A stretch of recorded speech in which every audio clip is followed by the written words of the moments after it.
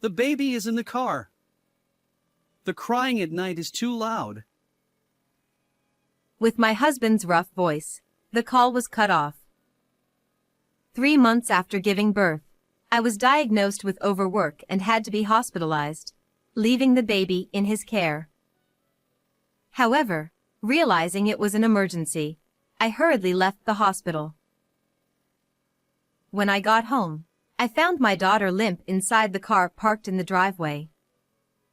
The thermometer inside the car read 104 degrees Fahrenheit. I never thought it would come to this. In despair, I decided to take action against his irresponsibility. I married my husband, Daniel, who is 2 years older than me, when I was 25. We met at a group date, and I was attracted to his interesting conversation and considerate nature, which led to our relationship and eventual marriage. Even after getting married, he continued to treat me kindly. I loved Daniel and worked hard on cooking and cleaning to make him happy, and he reciprocated, making me very happy. However, about a year into our marriage, things started to go downhill. What? Dinner isn't ready again? I'm sorry. I bought some ready-made food, so could you please forgive me? I'm feeling particularly unwell today. So, you just slept all day. Even though you're off work, I'm shocked. Seeing me lying down, Daniel sighed heavily. Feeling disappointed by his attitude, I forced myself to get up and heat up the ready-made food. Around this time, I found out I was pregnant. While the news of having a child was joyful, his attitude became a problem. As my morning sickness worsened, making it difficult to do housework, Daniel started taking it out on me. Even on days when I was too nauseous to move, he would click his tongue and say, Why can't you even cook? And on weekends, he would scold me, saying, At least do some cleaning. Although I had always loved and devoted myself to Daniel, his attitude was starting to wear me down. My longtime friend Luna, who visited our home, also frowned upon hearing about the situation. She said, Since both of you work, you should share the housework. And it's unacceptable to be cold to a wife suffering from morning sickness. Overall, she believed Daniel was at fault. However, I couldn't bring myself to fully embrace that idea, as I couldn't forget the kind person he used to be. Daniel's job is harder, and he's working so hard. In the end, I couldn't bring myself to speak up against him. However, it was a mistake not to have a proper discussion at that time. After safely giving birth to our daughter, Camila, Daniel's terrible attitude only worsened. Hey, the crying is so loud. If you're the mother, do something about it quickly. I'm cooking and can't leave it. Can you soothe her instead? Ha! I'm watching TV right now. If you have time to argue, get to work.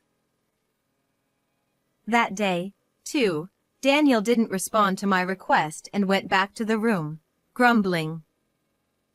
I had no choice but to stop cooking and soothe Camila, but my heart was filled with frustration.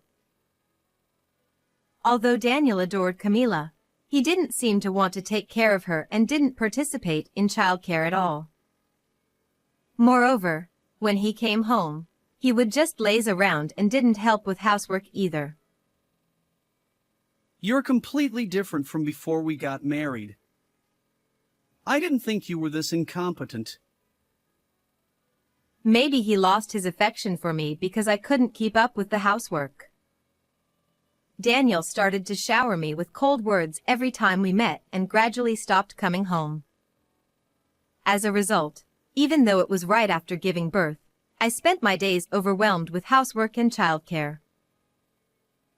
Maybe Daniel didn't love me but just wanted someone to serve him. Such thoughts filled my mind, and I gradually became more and more depressed.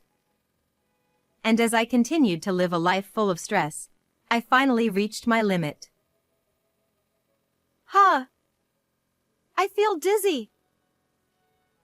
The strain had taken its toll. One day, 3 months after Camila was born, I collapsed at a supermarket.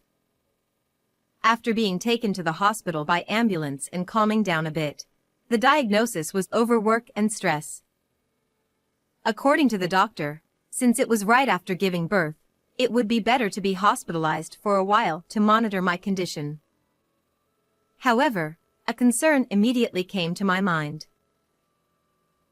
But what should I do about Camila while I'm hospitalized?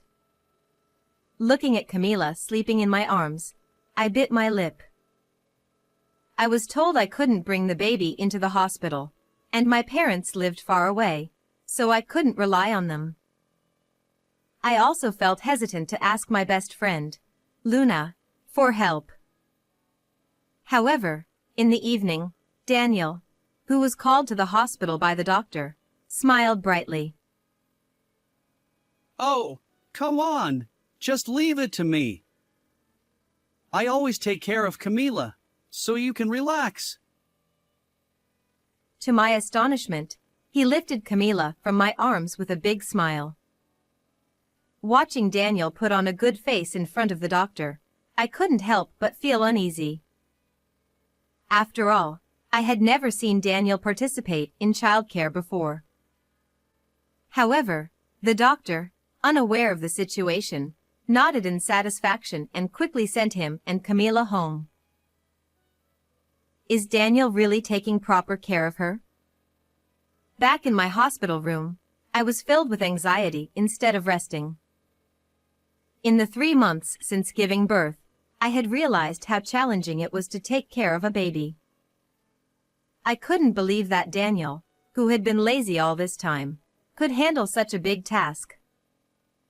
He didn't even know where the baby bottles were kept. I'm really worried. Unable to rest, I decided to call Daniel. However, he, who was supposed to be at home, didn't answer the phone. Even when I sent an email, there was no response.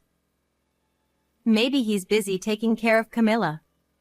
I suddenly remembered myself right after giving birth. Indeed, I had no time to worry about my phone and was busy taking care of the baby all day long. Thinking that Daniel might be in the same situation, I decided to wait until morning to see how things would go. But I ended up regretting this decision. The next morning, I started calling Daniel again from around 7 o'clock, but still couldn't reach him. As I spent the time anxiously, he finally answered around 10 o'clock. Daniel said, Stop calling me so many times. I'm busy here. The reliable face he showed in front of the doctor the previous day was nowhere to be seen. Daniel, who shouted irritably, made me grip my phone tightly. I'm worried about Camila. Is there anything wrong? Daniel replied, She's in the car. I put her there because her night crying was too noisy. What? Daniel continued, That's enough, right? Don't contact me anymore. and then he quickly hung up the phone. I felt the blood drain from my face as I held my phone. The temperature had been rising rapidly since early morning, and even though it was still morning, it was already extremely hot. If what Daniel said was true, Camila was left in the car in such heat. This is terrible. Unable to stay still, I found myself leaving the hospital and heading home. I knew I shouldn't, but I thought it would be too late if something happened to dear Camila. and my decision was not wrong. No way! Camilla! When I arrived home and looked inside the car, there was Camilla lying limp on the back seat. The car's thermometer read 104 degrees Fahrenheit, and it was hard to believe she was okay. After hurriedly calling an ambulance, I tried to get the car keys. However, no matter where I looked in the house, he was nowhere to be found. Unbelievably, Daniel had gone out somewhere, leaving Camilla behind. I can't believe this is happening. I clenched my fists and burst into tears. If I had insisted on being hospitalized with Camilla at that time, she wouldn't have been in danger. I thought that Daniel would somehow think about Camilla. I never imagined he would consider her so unimportant as to abandon her care. Coupled with the dissatisfaction I had been feeling, I finally exploded with anger towards Daniel at this moment. I will never forgive him for putting Camilla in danger. In the end, he didn't care about the family at all. And at that moment, to prove this fact, I received an email. What? This is... And seeing the content, I vowed to take revenge on Daniel. The next day, as I was sitting on the bed, trying to calm myself, the door to the hospital room opened early in the morning. Hey! Is it true? Looking up, I saw Daniel standing there with a frantic expression on his face. I quietly watched him, still seated. Oh, you came so early? Of course I did. I woke up to find Camilla gone, and then I got that email. The truth is, the night before, I had sent him an email after returning to the hospital. The content of the email was that Camilla had died. Daniel must have been extremely panicked when he saw my email and found Camilla missing from the car when he got home. As a result, he rushed to see me. That was a lie. Camilla is alive. When I said this casually, he gaped at me. This was because Camilla, who was thought to be lifeless, had somehow been saved by the emergency team's treatment. However, it seemed that if the report had been delayed even a little, she would not have survived. Although I caused trouble for the hospital by leaving my room without permission, it was nothing compared to saving Camilla.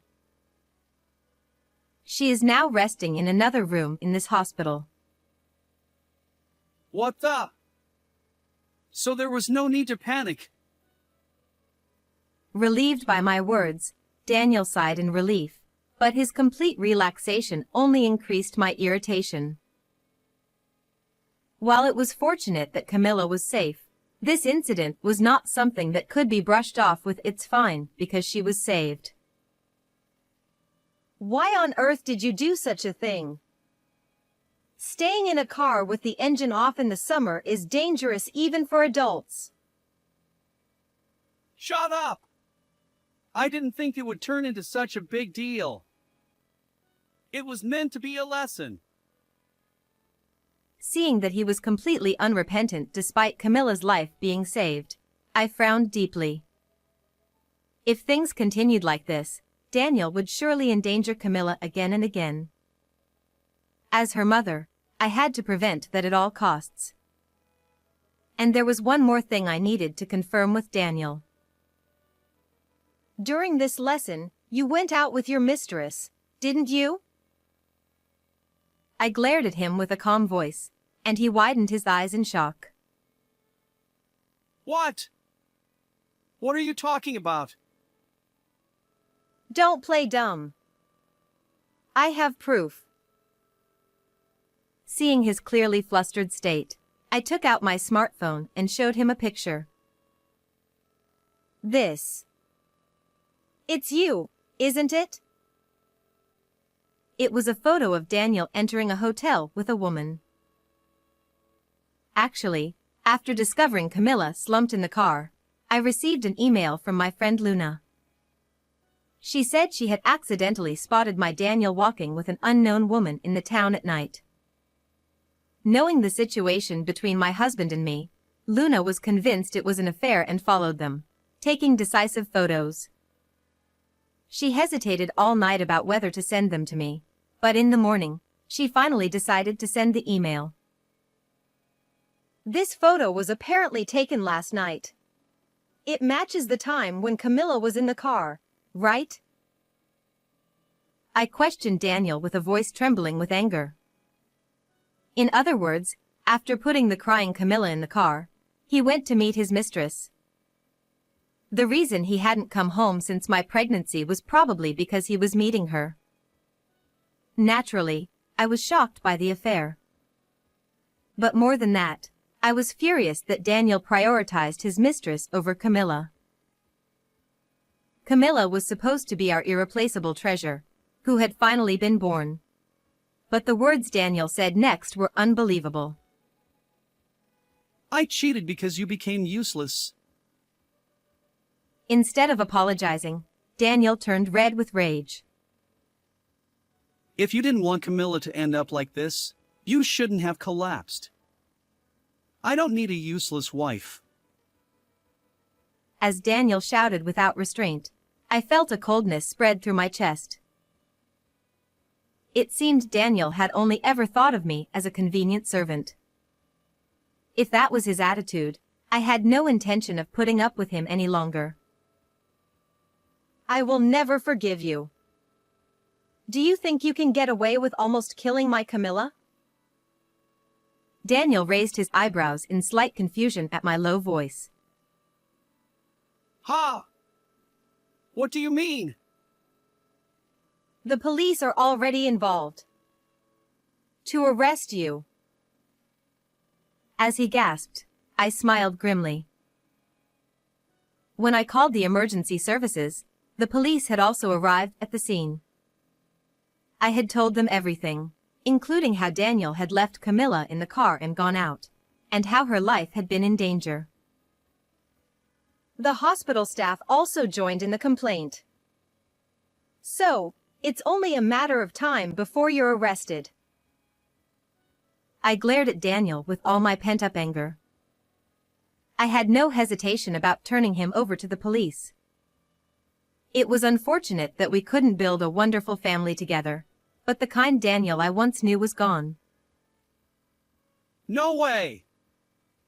Are you serious? Of course. We're getting a divorce, so stay away from me and Camilla. Finally understanding his situation, Daniel turned pale and began to apologize desperately. I apologize for everything. Please, I don't want to go to jail. I'll change. Please forgive me. But his apology didn't reach my heart at all.